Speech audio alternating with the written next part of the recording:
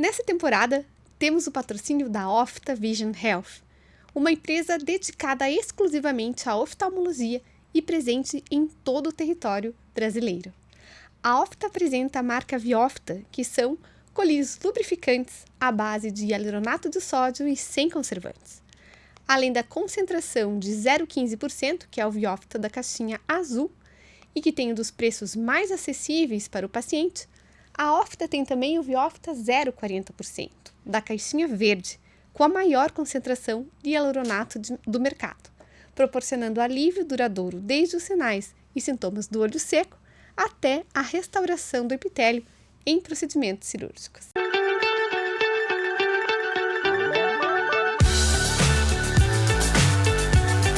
Olá, seja muito bem-vindo à 7ª temporada do podcast da Oftalmo Expert. Eu sou Maria Cecília Scherer. E eu sou Viviane Sakata. E hoje temos conosco uma convidada ilustre, uma amiga que eu queria trazer há muito tempo aqui para o nosso podcast, a doutora Maria Carolina Marquesan. Carol, muito obrigada por estar aqui conosco hoje. Eu que agradeço, uma honra estar aqui nesse canal tão famoso, que é tão de ciência ao mesmo tempo de coração, com pessoas muito queridas, muito dedicadas à oftalmologia.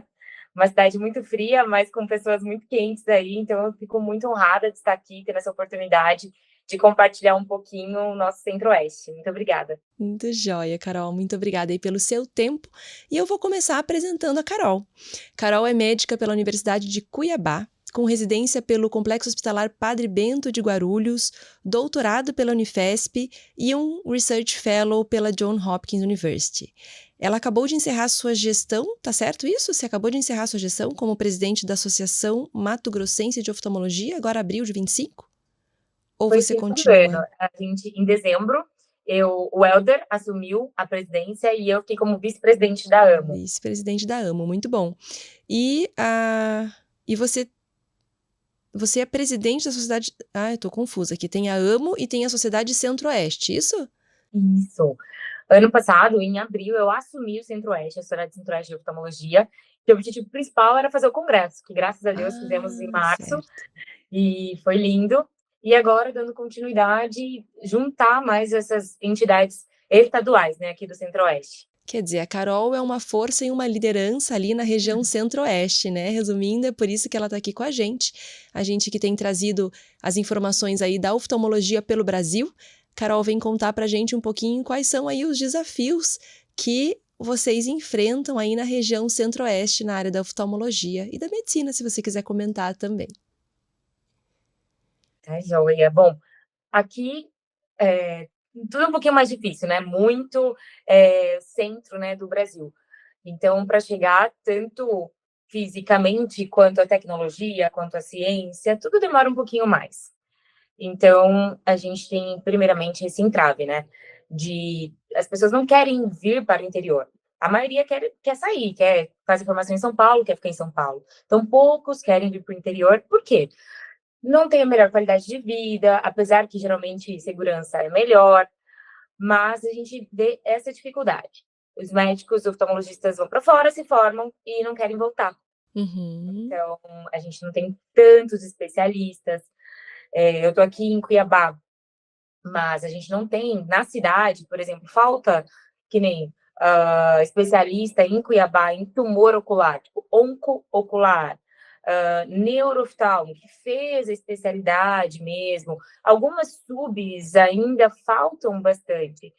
E para a gente fazer a melhor prática, né, a gente precisa dessa ajuda. E sem contar a tecnologia, né, que não chega na velocidade que chega aí nos centros maiores. Uhum. Agora que eu vi que me falta informação aqui, talvez você tenha, Carol, quantos oftalmologistas vocês têm em Cuiabá, você sabe? Em Cuiabá, ao redor com RQE, né? Uhum. Ao redor de 180. E a população aí é de quanto, você sabe dizer? Em Cuiabá? Isso. É que a gente junta Cuiabá e Várzea Grande, né? Dá 1 milhão, Aham. é grande Cuiabá. 1 milhão e? 1.200.000. Aham. Tá.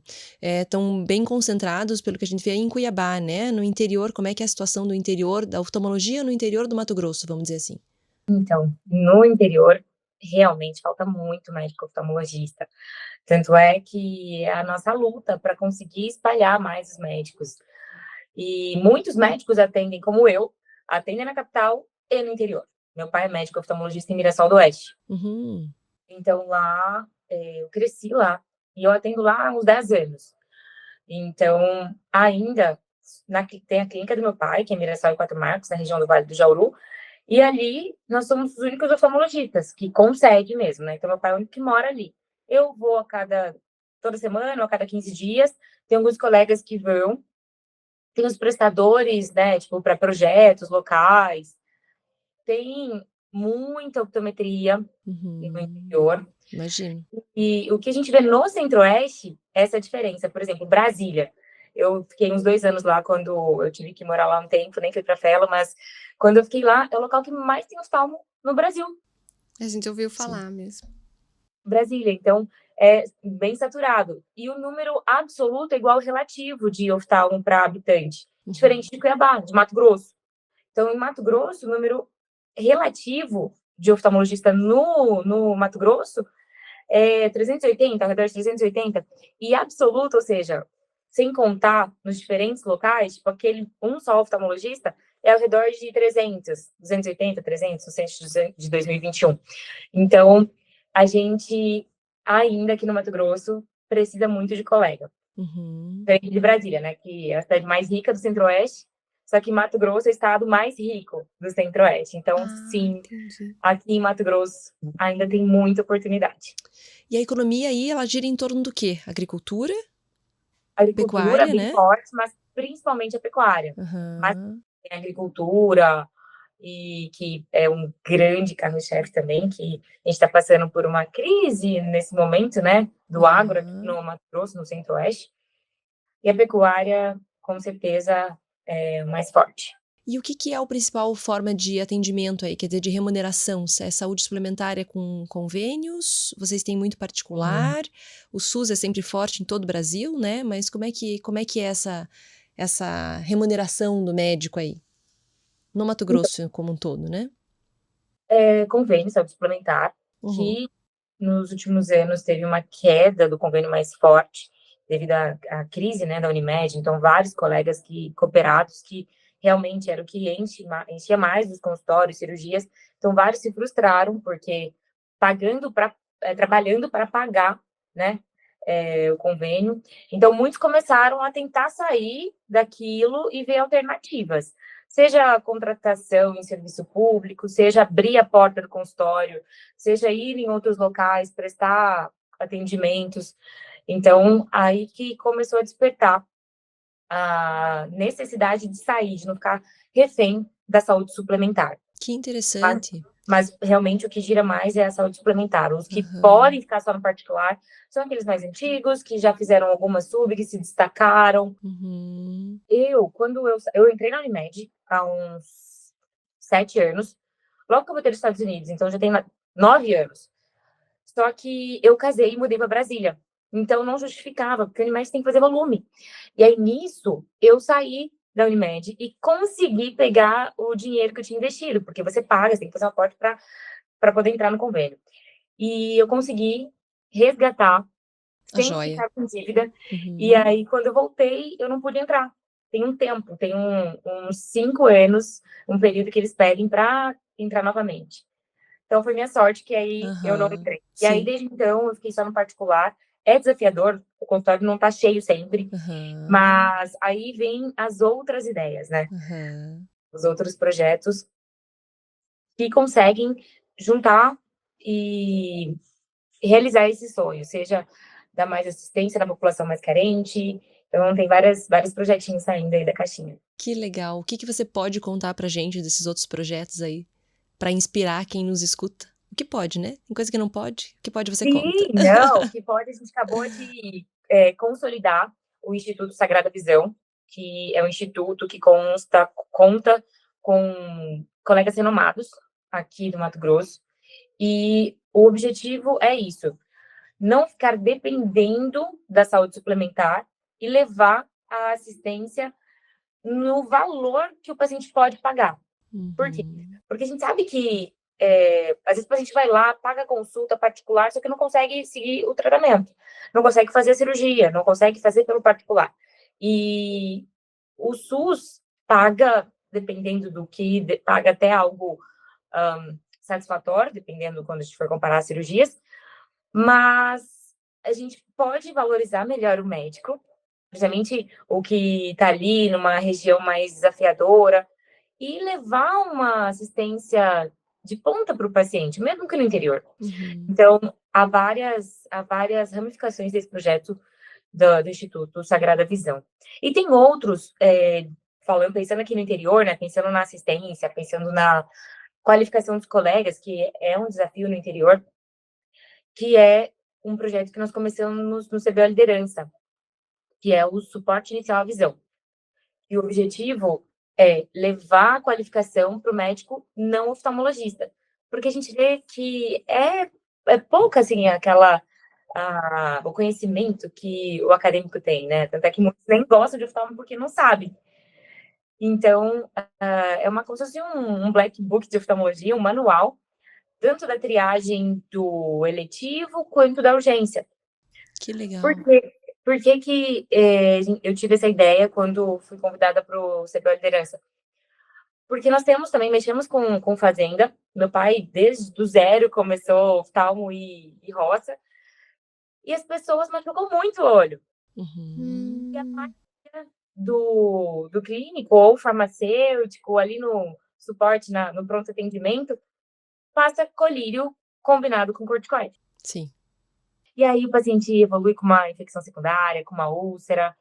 E eu tive a oportunidade de ficar no hospital, no Municipal de Cuiabá, no pronto atendimento, tanto de paciente que chegava com o olho perfurado, aí demorava para fazer o transplante tectônico, enfim, perdia a visão. Então, a gente sabe que uma boa triagem para um tratamento correto salva a visão, não só vidas, né, mas salva a visão também. E isso tem um impacto econômico depois também em todo o estado, porque quanto mais pessoas, né, monocular, aumenta essa paciente encostado, com benefícios. Claro. Tem uma repercussão. Porque são pessoas em idade ativa, né? Então, impacto socioeconômico, mas principalmente sobre a vida das pessoas, né? Que provavelmente lá no interior, onde acontece esse tipo de acidente, eles não têm acesso a um oftalmologista, né? Então, quem tá lá no máximo é o clínico ou o farmacêutico. Então, acho que tem muito valor essa atuação aí. Me conta um pouco mais do Instituto Sagrado Visão. Ele é filantrópico ou ele é privado? Ótima pergunta. É muito confuso nessa questão do terceiro setor. O que é instituto, o que entendi, é o terceiro setor. Tá. É o terceiro setor, então. Sim, o intuito, sim. A ideia inicial, sim. Mas eu mesmo fazia muita confusão, porque a gente tem um certo preconceito, né? Tipo, eu vou trabalhar de graça, sempre trabalhar de graça, mas não é bem isso. Todo mundo é valorizado dentro daquilo. A gente presta o serviço de uma forma legal, dentro dos cargos, dentro ali do instituto. O colaborador pode ser remunerado de acordo com as sobras, de acordo com o cargo, né? Sim. Naquele instituto. Legal. E você que está encabeçando isso? Eu tive a ideia, Vivi, quando estava na presidência da AMO, e a gente vê o tanto que falta essa assistência, né? Por exemplo, lá tem um multiação, aqui tem uma multiação há 12 anos, esse ano faz 12 anos, onde a AMO participa e vai e leva serviço de graça, realmente, atendimento. Mas a gente não pode ficar só fazendo atendimento e não concluir, não dar acabativa. E os pacientes que não conseguem ir na multiação, claro que tem vários outros projetos, mas algo mais resolutivo, mais perene, né? Mais fixo, né? Isso, e que consiga valorizar o médico. Porque a gente vê muitos médicos oftalmologistas formando, e a maioria, em Mato Grosso ainda, a maioria quer abrir a própria porta, diferente de São Paulo, que quer só ir lá trabalhar, pagar e ir embora, não tem que pagar mais nada. Receber e não tem que pagar mais nada, né? Fixo.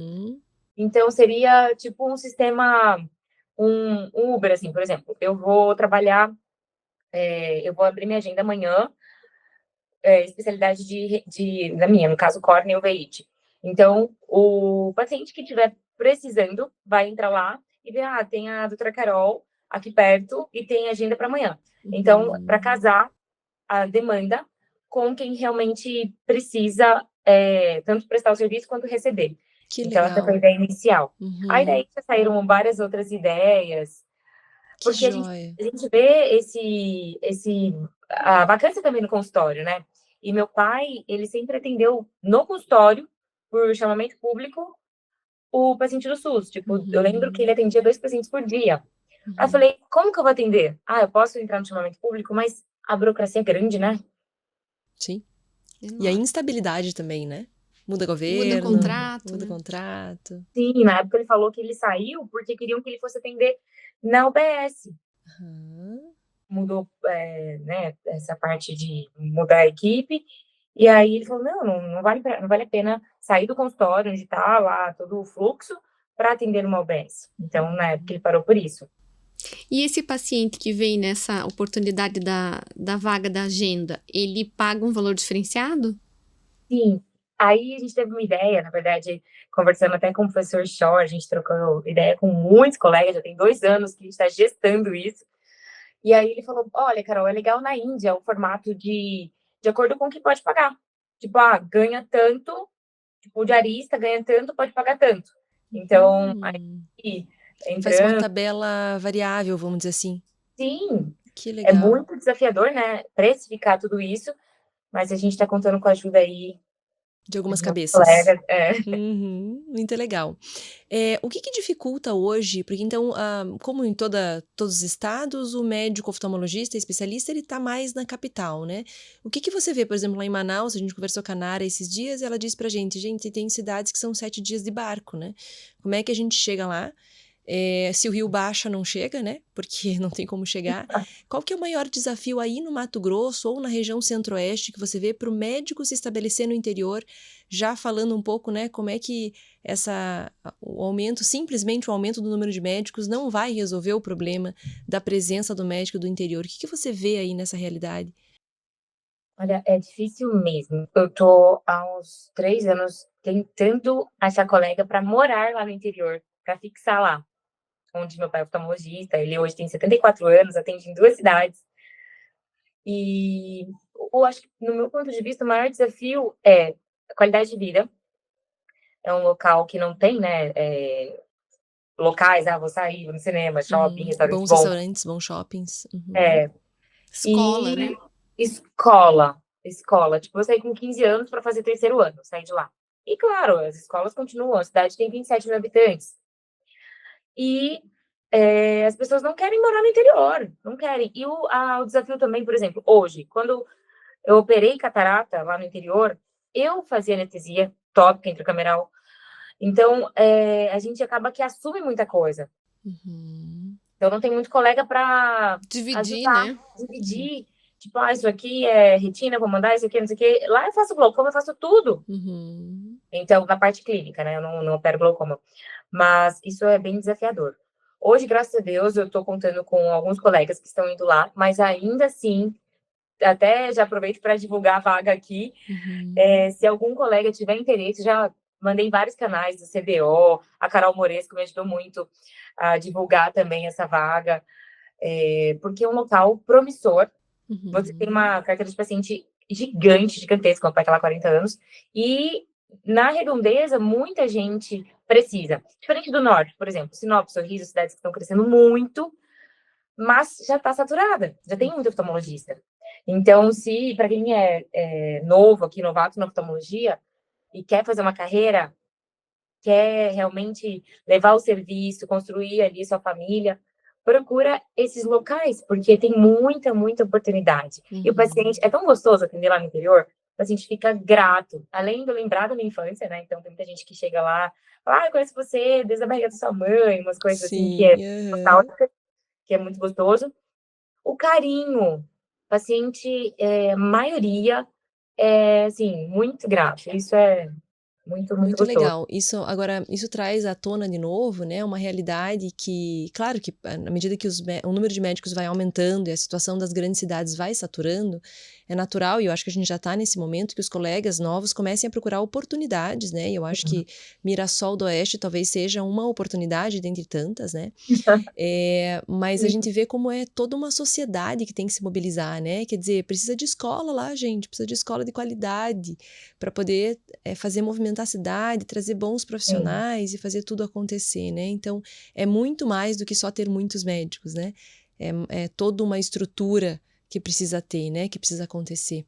Com certeza. Vou aproveitar e agradecer, você falou da Nara. A Nara tocou esse projeto do Suporte Inicial à Visão, ela está lá, ela está fazendo uma segunda fase desse projeto, então ela está ajudando a realmente fazer acontecer e concretizar o Suporte Inicial à Visão.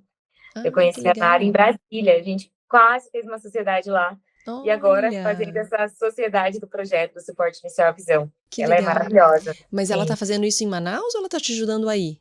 em Manaus. Em Ela está Manaus. junto com os tutores, dando essa Ah, frequência no projeto.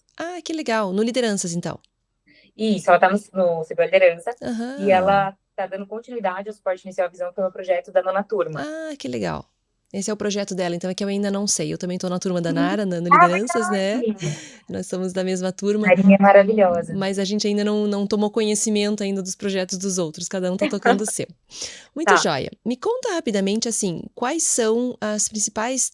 Tem alguma doença, alguma particularidade aí na região centro-oeste em termos de doenças oculares infecciosas que difere, vamos dizer assim, ou que é muito prevalente? Olha, aqui em Mato Grosso ainda tem muita hanseníase. Então a gente tem Uhum, que lembrar, claro, do comum geral é a conjuntivite viral, as úlceras infecciosas, fungo, né? Porque tem muito rural, então uhum, mexendo com galho, e claro, sempre bactéria em primeiro lugar, mas das mais assim diferentes do Brasil, o que a gente tem que lembrar muito tuberculose e hanseníase, são as micobactérias uhum. que ainda, né, não conseguimos extinguir, que tem cura, apesar de desafiador, mas a gente tem que lembrar. Eu tô com uma paciente que foi bem difícil, assim. Não é difícil quando já passa por vários colegas e chega em você, né? Aí Sim, já é já meio chega caminho meio andado. triada, né? É. Mas ela começou a contar histórias assim. Ela era professora, mas estava com dor, então será que é um LER? E estava com uma alteração da sensibilidade. Aí começou a juntar vários fatores, e a hora que eu bati o olho na íris, ela estava com uma pressão bem aumentada, e a colega mandou como uma veia hipertensiva.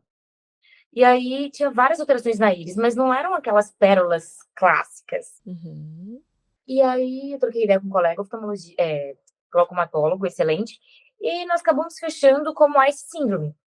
uhum. Mas primeiro fez o diagnóstico na UBS como hanseníase, depois foi para o especialista, falou que não era, e depois falou que era, ficou super confuso.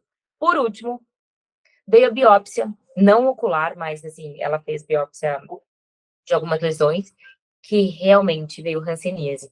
Hum, olha só. Então, ela começou o tratamento, até pensamos em fazer biópsia da íris em algum outro momento, porque esse olho ela tá tubular devido ao glaucoma. O lado bom é que a hanseníase a gente consegue parar, esse síndrome não, né? Sim. Uhum. Então, é o lado Pena bom que desse demorou tanto, né? Assim, eu digo, rodou bastante, né? rodou. Mas um diagnóstico desafiador, sem dúvida. Sim, então, hanseníase no Mato Grosso ainda tem bastante mesmo. Interessante. Porque o Brasil é tão amplo, né? Que cada É, região tem a sua epidemiologia própria, quase, né? sim, Muito legal. O acesso à população rural e indígena aí, você tem conhecimento dessa realidade? Como vivem? Qual é o acesso à saúde que essas pessoas têm? eu tive a oportunidade de participar, inclusive já tem uma próxima agenda marcada, do Senar. Senar é um serviço de aprendizagem ao produtor rural, aos pequenos, né, agricultores, e um dos projetos é o atendimento, tanto odontológico quanto oftalmológico. Que- E é muito legal também, porque você não é voluntário, tem um valor, então geralmente a gente faz um volume grande, mas o valor por consulta é bem pequeno, é Uhum, mais por gostar também desse tipo de atendimento. Mas é uma forma de fazer triagem, uma triagem uhum, bem feita, sim. passa o controle de todo mundo, massa a pressão de todo mundo. O Uhum, Helder, que é o atual presidente aqui da associação, é uma pessoa que está dedicando ao cenário há muito tempo, ele que me indicou, e é incrível. E tem outros projetos, tem o Projeto Ribeirinho, tem a Federal de Mato Grosso, que faz um projeto do Xingu, que o uhum. Douglas Senai é um A gente vai grande... conversar com ele mais adiante. A gente vai conversar com ele também. Então, o Douglas Enai tem vários projetos, inclusive esse Olhar no Futuro, que atende as crianças. Então, projetos assim ajudam muito, só que como a gente teve o Clube Amo do mês passado falou sobre isso, tanto que é difícil perpetuar por exemplo, se o Douglas sai, como manter a qualidade desses Sim. atendimentos, né? Uhum. Então, tem vários projetos que ajudam, porém, não é São fixo, muito né? Então, pontuais. Sim. sim, a gente precisa de ter realmente mais colegas que moram, que queiram ali Envolvidos. dedicar Sim, essa habilidade, né? comprometidos. Muito interessante, quer dizer, é nítido ver que existe uma carência, né, do atendimento na região como um todo, o que suscita vários não, porque são poucos, né, alguns colegas como você a se mobilizarem para prestar o atendimento a essa população, mas como é uma janela de oportunidade, né, quer dizer, toda essa região aí é uma oportunidade para quem quer exercer oftalmologia, fazer carreira, comprar uma terrinha, começar a criar gado, talvez, né? Com certeza. Meu pai, E eu brinco que ele foi, assim, ele é um grande exemplo. Começou do zero, zero herança, zero tudo, mas com caráter, com a com um educação. trabalho bem feito, né? Uhum, É, e aí ele começou nas 2 cidades, Quatro Marcos, São José dos Quatro Marcos, que fica a 15 quilômetros de Mirassol, e fazenda. Comprou fazenda com os irmãos, depois comprou dos irmãos e foi crescendo. uhum. E Que ele é médico do legal. Detran também, ele atende tanto o Uhum, Detran quanto a oftalmologia. Hoje fica mais no geral, né? uhum. Não opera mais, só que já operou. Ele é da época do FIC, Nossa, da Intra, olha só. mas... Aham, E fazia muita perfuração, né? sim. Porque antigamente fazia tudo. Eu até conto uma vez, minha mãe foi junto e desmaiou. Ela não é médica. Não, é quase, né? Tadinha. É quase. Por tabela. Ah, muito E assim, a joia. cidade, para referência mais, assim, com estrutura, com hospital, é Cáceres. Cáceres tem Aham, profissional, tem serviço de residência, tem inclusive faculdade de medicina, aham. mas precisamos sim estimular essa interiorização, porque é muito gostosa essa vida do interior. Uhum. Sim, você gosta. Eu amo. Muito legal. E hoje, quer dizer, você está muito envolvida na sociedade aí, né? Na sociedade, na AMO e na sociedade Centro-Oeste. E eu sei que você atualmente é presidente, então, de uma das sociedades ou você está como Da vice só? Centro-Oeste. Eu sou Ah, presidente da certo. cidade de Centro-Oeste até E vice da 2023 AMO. e vice-presidente da AMO. Tá joia. Então você continua muito ativa aí.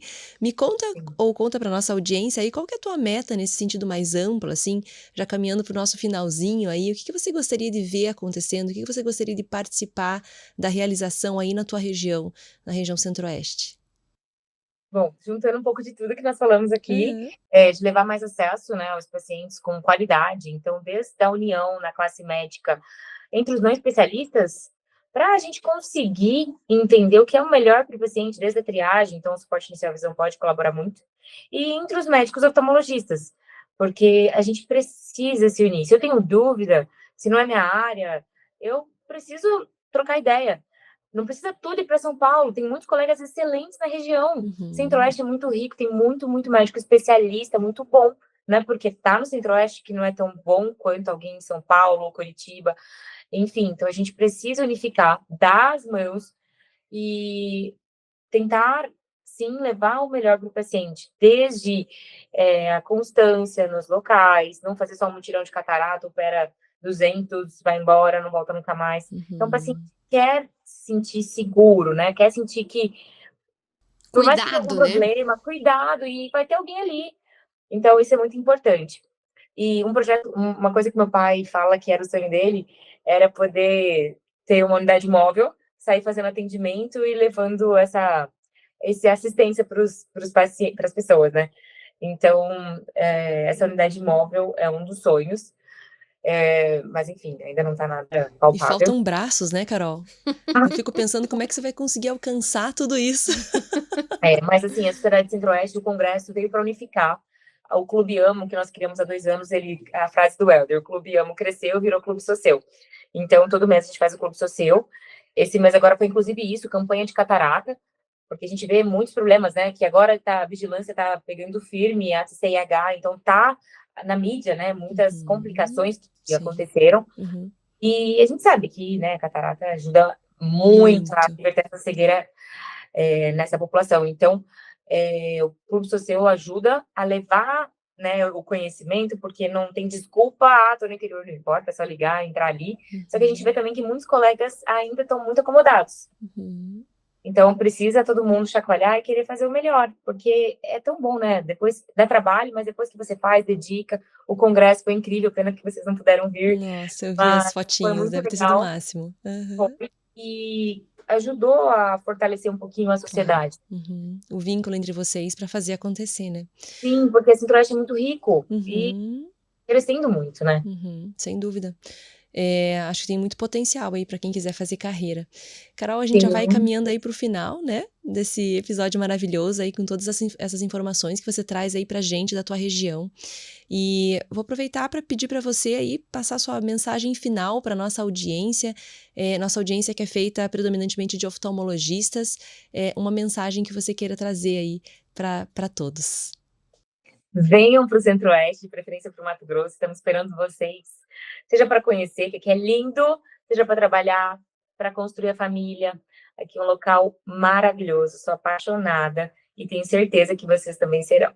Muito joia, uma terra de oportunidade, então vamos dizer assim, né? Para quem nos ouve, Carol tá aí pronta e cheia de vontade para ajudar aí quem quer chegar, né? Com certeza. Então, muito bom, Carol, é uma líder aí que tem se destacado na região.